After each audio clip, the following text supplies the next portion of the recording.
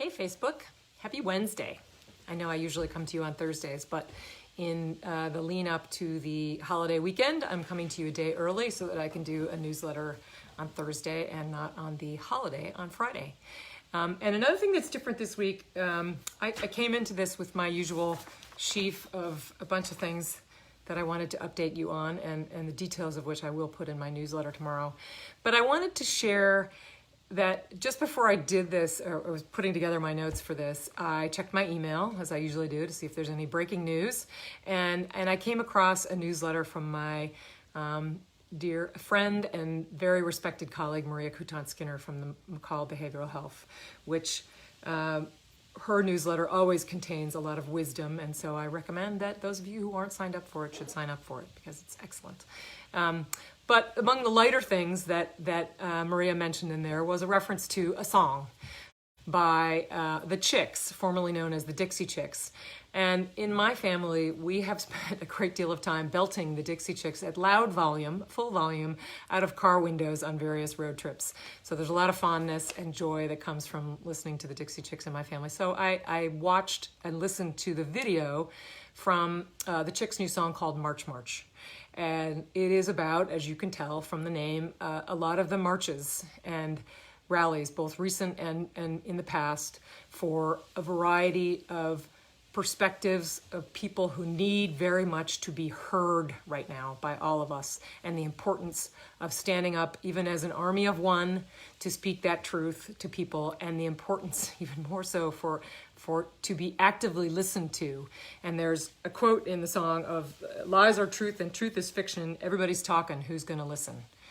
So just to remind us all, in the midst of all this, there's a lot of foment and a lot of opinion and anxiety and a lot of things, the importance of stepping back and making sure that we are actively listening to the different perspectives of people who have something that they need to say and that we need to hear. Listening to that, struck back to my own, I grew up in a small town in Ohio, which, I have a lot of happy, fond memories of. But it was very narrow and very white. And we were told that people whose skin was darker than our own were just different, which is why their communities looked so different than the one that I grew up in. And gay wasn't something you could be. We were just told that people who didn't conform to our very narrow expectations of gender were weird and ostracized from our community.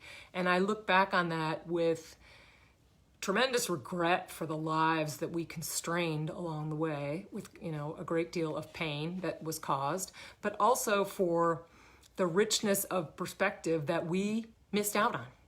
And there's a quote from James Baldwin that I'm going to paraphrase here, but it's essentially, we cannot be free until they are free. And the they in that sentence is me, is us, is the white community. And the freedom that he refers to is something that we get by listening, by opening up our perspective to other people whose lives, who've walked different, whose footsteps have been different than our own, who've experienced different realities than our own, and how critically important it is for us to all, in this moment of anxiety and concern, to make sure that we are actively listening and hearing the perspectives of people who've had different lives than our own, and that it will enrich us all if we take the time to do that. And that's a powerful thing, if we can do that, particularly, in this moment when it's the Pride Month just ended, which celebrates the freedom of the LGBTQ plus community to live their true lives. And we're leaning into the 4th of July weekend, which is our country's birthday and something we associate very much with freedom. And that how important that is to make sure that we celebrate that freedom by opening our perspectives and listening to other people. So I wanted to share that with you and suggest that you please watch that video. Another way to celebrate this country's birth and our freedom is by voting. And I mentioned this in another video, but just today I got my own application for an absentee ballot. And a reminder that this year in the primary and hopefully soon in the general election, anyone who wishes to vote by absentee ballot in Connecticut who is eligible to vote in the primary may do so by absentee ballot. So be on the lookout for this. It makes it really clear that due to the COVID pandemic, anyone who wants to vote by absentee can do that. So great way to celebrate 4th of July. And I hope that this weekend, 4th of July, you get to eat lots of good local food. Please check out farmers markets in your area and go to farms and try to take advantage of that as much as possible. And take care of your pets who don't always enjoy the noise on 4th of July as much as the rest of us do. And I hope you have a great weekend with your family, and see you next week. Thanks.